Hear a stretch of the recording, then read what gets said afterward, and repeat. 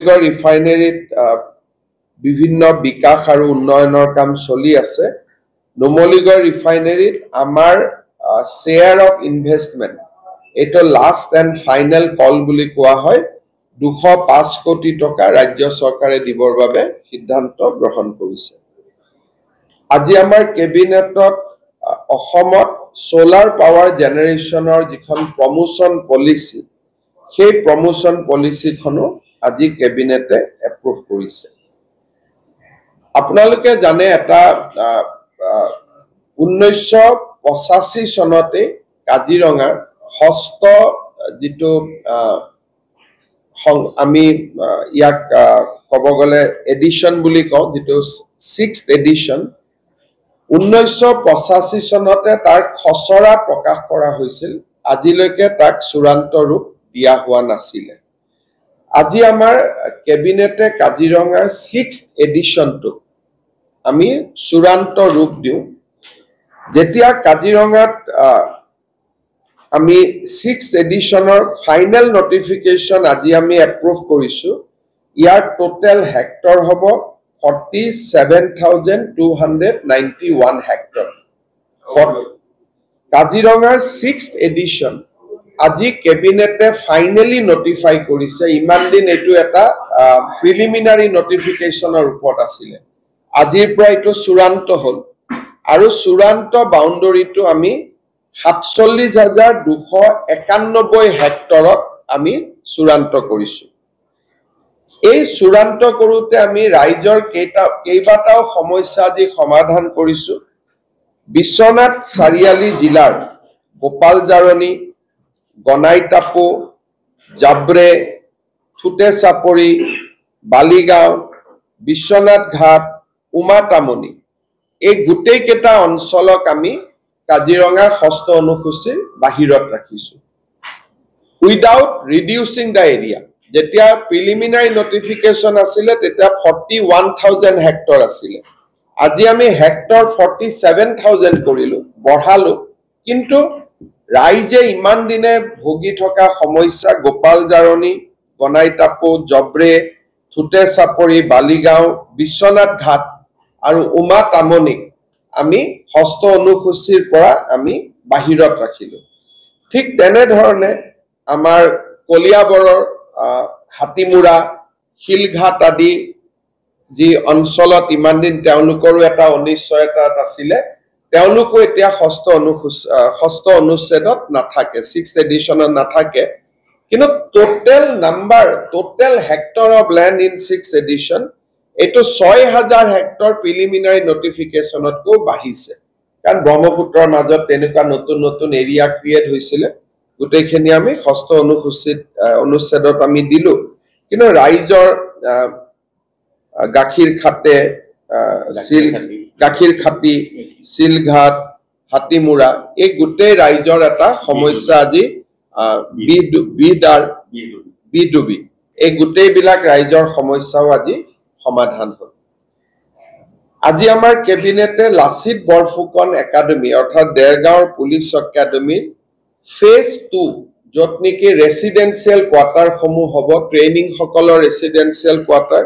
আৰু কলনীত থকা মানুহসকলৰ ৰেচিডেঞ্চিয়েল কোৱাৰ্টাৰ হ'ব। 102 যিটো আমাৰ সেৱা আমি দেৰগাঁৱত কৰিম, তাৰ বিল্ডিং নিৰ্মাণ, এই গোটেইবিলাকক লৈ আজি কেবিনেটে 229 কোটি টকা অনুমোদন কৰিছে দেৰগাঁৱৰ পুলিচ একাডেমীৰ ছেকেণ্ড ফেজ অফ ডেভেলপমেণ্টৰ কাৰণে 229 কোটি টকা। আজি আমাৰ কেবিনেটে ডিব্ৰুগড়ত অসম বিধানসভা নিৰ্মাণ কৰিবৰ বাবে, য'ত নেকি MLA হোষ্টেল থাকিব, বিধানসভা থাকিব, 1000 মানুহ বহিব পৰা এটা ডাঙৰ অডিটৰিয়াম থাকিব, এই গোটেইবিলাক লৈ আজি ডিব্ৰুগড়ত আমাৰ নতুনকৈ বিধানসভাৰ ভৱন নিৰ্মাণৰ বাবে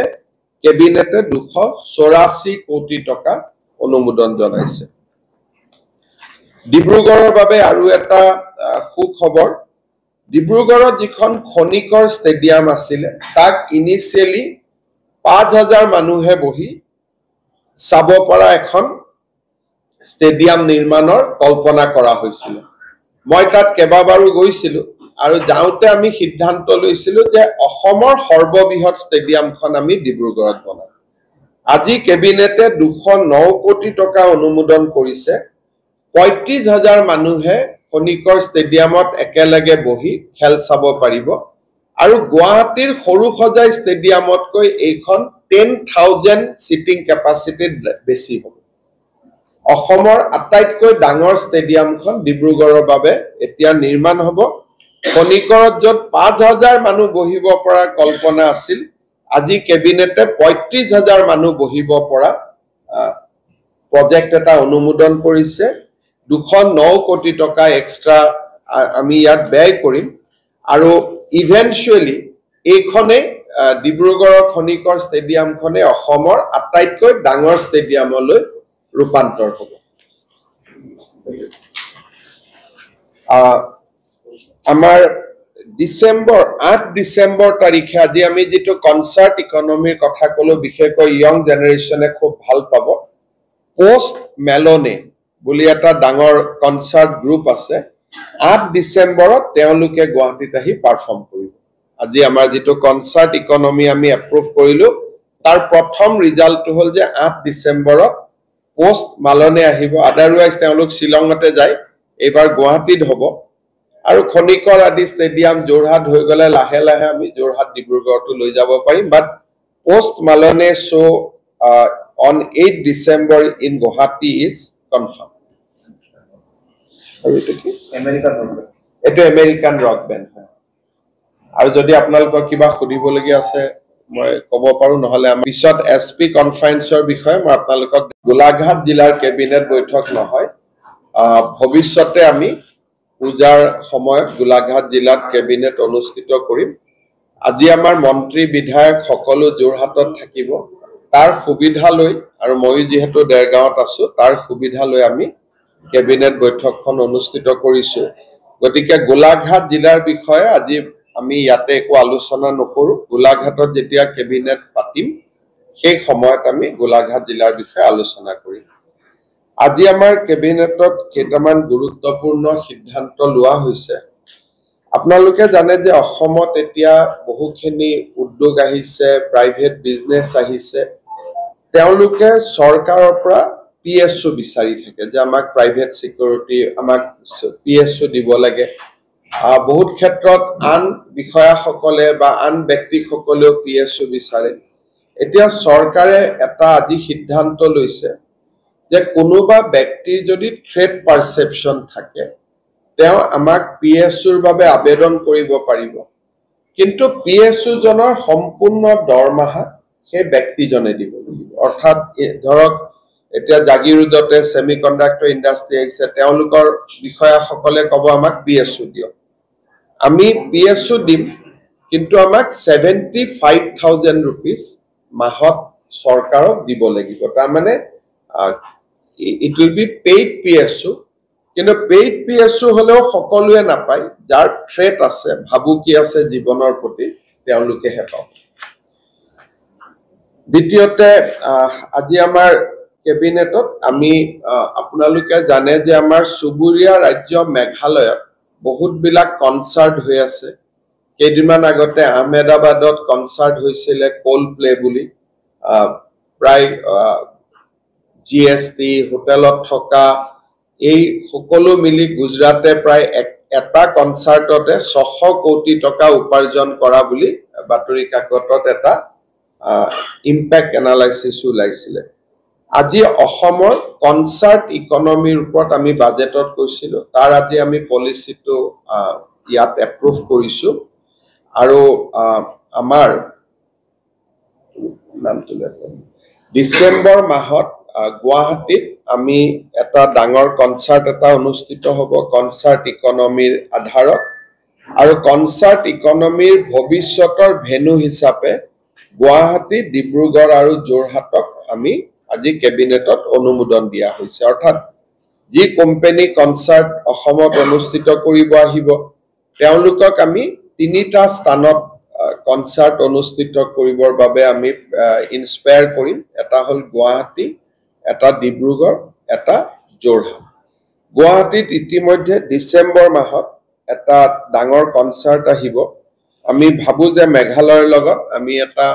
সুস্থ প্ৰতিযোগিতা এটা কৰিব পাৰিম নহলে গোটেই কনসাৰ্ট ইকনমিটোত অসম সম্পূৰ্ণৰূপে ইমান দিনে বাদ পৰি আছিল আজি আমাৰ কেবিনেটত এটা সিদ্ধান্ত লোৱা হৈছে যে আমাৰ চাহ বাগানৰ শ্ৰমিকসকলৰ যিটো মজুৰি 250 টকা প্ৰতি দিনত হ'ব লাগে কিন্তু এটিসিএল অসম চাহ বাগিচাৰ গাৰ্ডেন সমূহক আমি 220 টকা দি আছিলো 1 অক্টোবৰৰ পৰা আমি 1 অক্টোবৰৰ পৰা আমি অল যিমানখিনি অসম চাহ নিগমৰ বাগিচা আমি বৰ্তমান চলাই আছো সকলোতে 250 টকা যিটো নটিফাইড ৱেজ আমি 1 অক্টোবৰৰ পৰা দিবৰ বাবে সিদ্ধান্ত লৈছো নুমলীগড় ৰিফাইনাৰীত আপোনালোকে জানে যে আমাৰ 26% অংশীদাৰিত্ব আছে নুমলীগড় ৰিফাইনাৰীত বিভিন্ন বিকাশ আৰু উন্নয়নৰ কাম চলি আছে নুমলীগড় ৰিফাইনাৰীত আমাৰ শেয়াৰ অফ ইনভেষ্টমেন্ট এটো লাষ্ট এণ্ড ফাইনেল কল বুলি কোৱা হয় 205 কোটি টকা ৰাজ্য চৰকাৰে দিবৰ বাবে সিদ্ধান্ত গ্ৰহণ কৰিছে আজি আমাৰ কেবিনেটত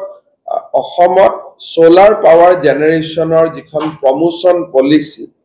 সেই প্ৰমোশন পলিসিখনো আজি কেবিনেটে এপ্ৰুভ কৰিছে আপোনালোকে জানে এটা 1985 চনতে কাজিৰঙাৰ ষষ্ঠ যিটো আমি ইয়াক কব গলে এডিশন বুলি কওঁ যেটো 6th এডিশন 1985 চনতে তাৰ খসৰা প্ৰকাশ কৰা হৈছিল আজিলৈকে তাক চূড়ান্ত ৰূপ দিয়া হোৱা নাছিল আজি আমাৰ কেবিনেটে কাজিৰঙাৰ 6th এডিশনটো আমি চূড়ান্ত ৰূপ দিও যেতিয়া কাজিৰঙাত আমি 6th এডিশনৰ ফাইনেল নটিফিকেশন আজি আমি এপ্ৰুভ কৰিছো ইয়াৰ টোটাল হেক্টৰ হ'ব 47,291 হেক্টৰ কাজিৰঙাৰ 6th এডিশন আজি কেবিনেটে ফাইনালি নটিফাই কৰিছে ইমান দিন এটো এটা প্ৰিলিমিনাৰী নটিফিকেশনৰ ওপৰত আছিল আজিৰ পৰা এটো চূড়ান্ত হল আৰু চূড়ান্ত বাউণ্ডাৰীটো আমি 47,291 হেক্টৰত আমি চূড়ান্ত কৰিছো এই চূড়ান্ত কৰোতে আমি ৰাইজৰ কেইবাটাও সমস্যা আজি সমাধান কৰিছো বিশ্বনাথ চাৰিয়ালি জিলাৰ গোপালজাৰণী গনাইটাপু জাব্ৰে থুটেচাপৰি বালিগাঁও বিশ্বনাথ ঘাট উমাতামনি এই গোটেই কেটা অঞ্চলক আমি কাজিৰঙাৰ ষষ্ঠ অনুসূচীৰ বাহিৰত ৰাখিছো উইদাউট ৰিডিউসিং দা এৰিয়া যেতিয়া প্ৰিলিমিনাৰী নটিফিকেশন আছিল তেতিয়া 41,000 হেক্টৰ আছিল আজি আমি হেক্টৰ 47,000 কৰিলো বঢ়ালো কিন্তু ৰাইজে ইমান দিনে ভোগি থকা সমস্যা গোপালজাৰণী গনাইটাপু জব্ৰে থুটেচাপৰি বালিগাঁও বিশ্বনাথ ঘাট আৰু উমাতামনি আমি